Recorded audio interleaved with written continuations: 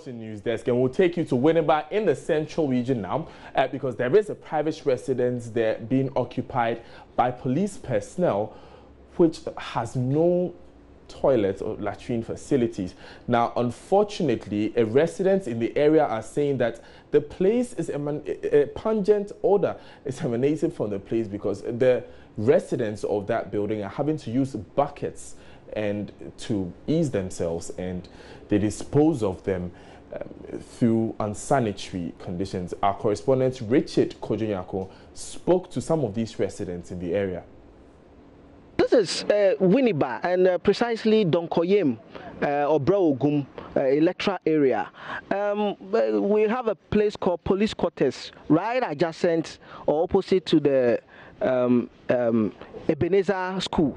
Nursery school, and this particular resident is a private resident but has been used for several years by the Ghana Police Service, and they have staffed members of the Command and Staff College, officers from there.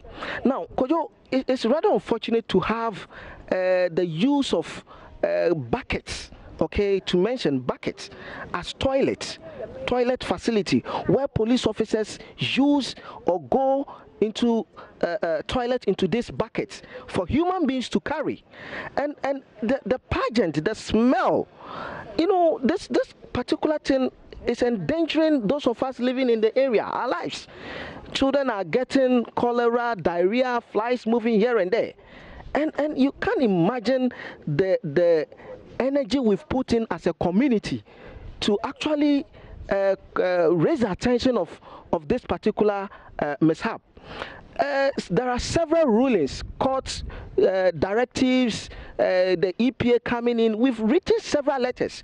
The Honorable Kofi Supi-Kwaye, the former assemblyman here, is taking several steps so that this thing is stopped. But the very police who is supposed to enforce the law is the one the ruling is against.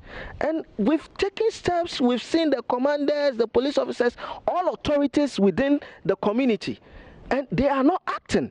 And so we feel that this is the very time we'll call on our municipal chief executive. He is just coming. We'll call on his attention such that the MP2, that is Honorable Afenyo Maken, attention is also drawn to this particular menace of the Ghana Police Service, and particularly their residents in Donkoyem, that the use of buckets in this 21st century is way outmoded. And to the top of it, the human, for a human being, okay, to carry feces of his fellow human being. And for us who live within the area, we are suffering on countless diseases as a result of this practice. And we want the attention of the entirety of the country, the leadership of the country, to come, and even to the extent that the IGP himself be brought into this matter. Now, Richard Kojonyako also spoke to some of these police personnel who are being accused of not keeping sanitary conditions. Police, we have two kinds of facilities. What we call police barracks and also rented quarters. Rented quarters, as the name goes, we rent it from people. People give it to us with the same tenancy agreements that Ghana has. So, tenancy agreement, you as a tenant cannot do any construction in the house. Maybe petty things like change door, and those things, fine. But converting a pan latrine to water closet is not the responsibility of the tenant. So yes, we have this challenge. We've talked to the landlord several times. He hasn't done it. We wish we could move. We are still looking around. We've not got an appropriate place. That's why we are still occupying that place. It's not one or two people staying there. It's quite a number of people. It is not the best. Those living there, it's not the best for them. They wish they could do it. But the laws of the country is not on their side. The laws are not on their side in the sense that if they do it, the landlord can take them on. It is not their responsibility. So they cannot do anything about it. What we can do is to move.